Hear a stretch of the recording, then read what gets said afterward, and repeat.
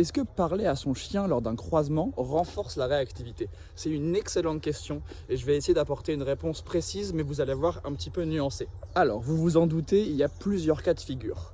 Le premier, et même le pire, je dirais, c'est celui où le simple fait de dire « tu laisses » ou « avance » ou n'importe quoi déclenche le chien. Ça va arriver notamment quand on n'a pas correctement appris le « tu laisses » et quand le chien l'a associé systématiquement à l'arrivée d'un chien. Et là, vous allez avoir un cas de figure où votre chien était en train d'observer simplement un congénère.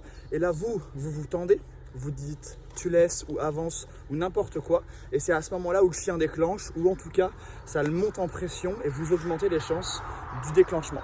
Là, ce qu'il va falloir faire, à mon sens, dans un premier temps, c'est d'arrêter de dire ça quand on croise un chien, parce qu'il faut absolument arrêter que votre chien fasse cette espèce d'association complètement négative sur un mot de renoncement, veut dire forcément un congénère arrive, ça va pas bien se passer, je vais réagir. Et là, vous avez deux options. Moi, ce que je vous conseille, c'est de reprendre un nouveau mot de renoncement pour vraiment repartir à zéro.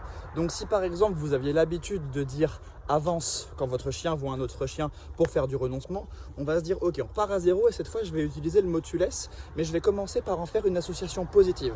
Parce que tu laisses, ça ne doit pas être forcément quelque chose de négatif, ça ne doit pas être forcément l'arrivée d'un déclencheur. Ça peut être aussi le faire sous forme d'exercice. Donc on va par exemple prendre un truc que notre chien aime bien, ici un bâton, Laïka, viens ma puce, ok.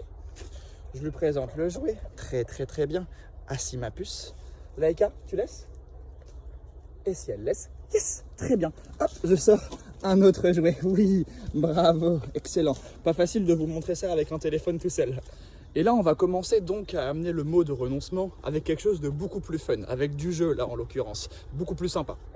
Une fois que vous avez bien travaillé vos petits exercices, vous allez pouvoir commencer à l'utiliser en conditions réelles avec des chiens, avec des humains, avec n'importe, ça dépend du déclencheur de votre chien, mais du coup on va le faire intelligemment, on va le faire en respectant les zones de confort, on va le faire en mettant le chien en réussite. Donc il n'est pas question de commencer à dire ce mot quand on croise un chien à 2-3 mètres, c'est sûr ça ne va pas marcher. On va commencer à le dire quand on croise un chien à 20, 25 ou 30 mètres selon la difficulté, et là vous allez voir une progression.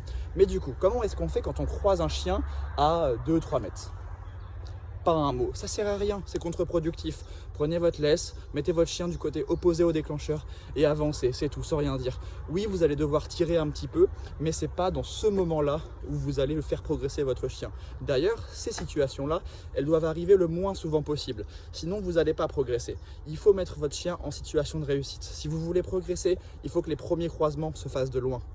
Ensuite, vous avez un autre cas de figure, une autre façon de faire que moi j'aime beaucoup, c'est ma manière de travailler. C'est-à-dire que je pars du principe que quand un chien voit son déclencheur, il a déjà une information importante à traiter. Si votre chien il est réactif chien ou réactif je sais pas vélo et qu'il est en train de voir un vélo, il est en train émotionnellement de vivre un truc très fort. Ok ?